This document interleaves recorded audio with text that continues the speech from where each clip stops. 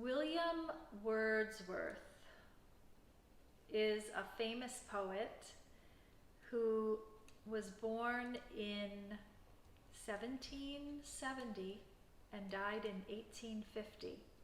He was from England, and he was a famous English romantic poet. You've probably heard of him. And this poem I will share is called I Wandered Lonely as a Cloud. I wandered lonely as a cloud that floats on high o'er vales and hills, when all at once I saw a crowd, a host of golden daffodils, beside the lake, beneath the trees, fluttering and dancing in the breeze. Continuous as the stars that shine and twinkle on the Milky Way, they stretched in never-ending line along the margin of a bay. 10,000 saw I at a glance, tossing their heads in a sprightly dance. The waves beside them danced, but they outdid the sparkling waves in glee. A poet could not but be gay in such a jocund company. I gazed and gazed, but little thought what wealth the show to me had brought. For oft, when on my couch I lie, in vacant or in pensive mood, they flash upon that inward eye, which is the bliss of solitude, and then my heart with pleasure fills and dances with the daffodils. Okay, if you're feeling discouraged, don't worry. Stay with me. Hang in there. We're going to go through this. Okay? Tamam. I wandered lonely as a cloud. So the poet is imagining that a cloud wanders through the sky. It doesn't always know where it's going. The wind blows the cloud, and it floats on high. O'er is an old-fashioned word for over. So the cloud on high floats over vales. Vales is a poetic term, a fancy term for valley, a valley that floats on high over vales and hills. When all at once I saw a crowd. When you think of a crowd, you think of many people, right? I saw a crowd, a host of golden daffodils. Daffodils, a cheerful flower that is planted in the fall by bulb, and then in the late spring, early summer, depending on where you live, they come up. They're yellow, sometimes yellow and white, so cheerful. I love them. And deer will not eat them. We have a problem living where we do in the country because deer come and eat everything. And deer love tulip flowers, but they won't eat daffodils. So he saw a host of golden daffodils. Host means kind of like a crowd, a multitude, many. In my holy book, the Bible, we see the word host used when Yeshua was born, and it said a host of angels appeared singing, "Glory to God in the highest." So a host of angels, a multitude, a host, it's many, many. And here he's saying a host of daffodils, a host of flowers. Beside the lake, next to. I am beside the fire, next to. Beside the lake.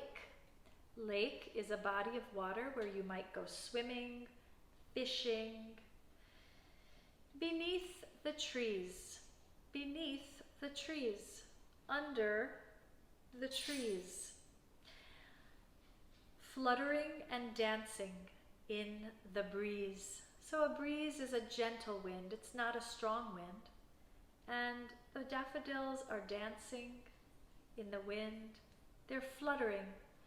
Fluttering is often used to describe the flutter of a bird's wings, the flutter of wings, or the butterfly flutters its wings. Flutter.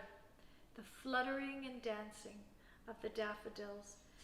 Continuous. There were so many that went on and on and on. They were continuous as he pictured the stars in the sky. You can't count them. And the Milky Way, which is, as you know, our galaxy. Milky Way, a band of light that contains our planets, the sun, the moon, our galaxy.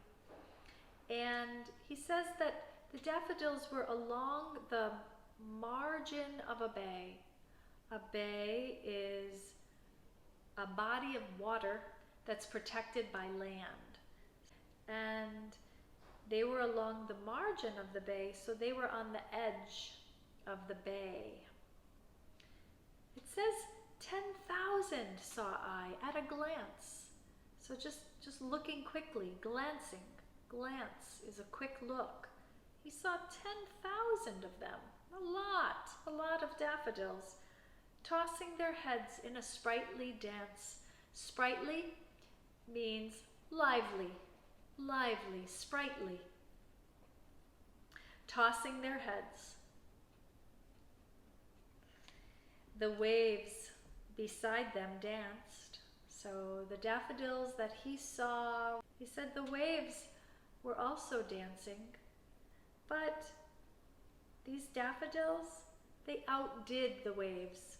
They did a better job of dancing than the waves did because they had so much glee, joy. It says they were jocund. Jocund means cheerful, cheerful and light-hearted. When you look at a daffodil, you will understand why the poet uses these words to describe the daffodil. They're very happy flowers. It says a poet could not but be gay. Gay meaning happy. So a poet must be happy in the company of such cheerful flowers.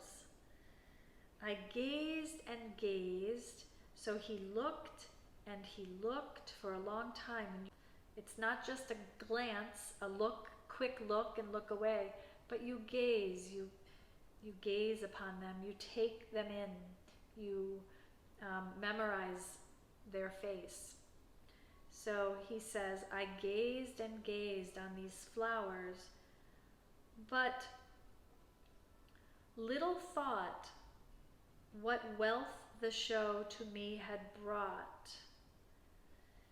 So when the poet saw these flowers, he looked at them a long time, but he didn't think about how these flowers in that moment would make his life better, would make his life richer, would enrich his life. But he says, but for oft when on my couch I lie. So oft is an old-fashioned word for often. Often. For often, when I lie on my couch in vacant or in pensive mood. So vacant means he's not really thinking about anything. He is empty, vacant.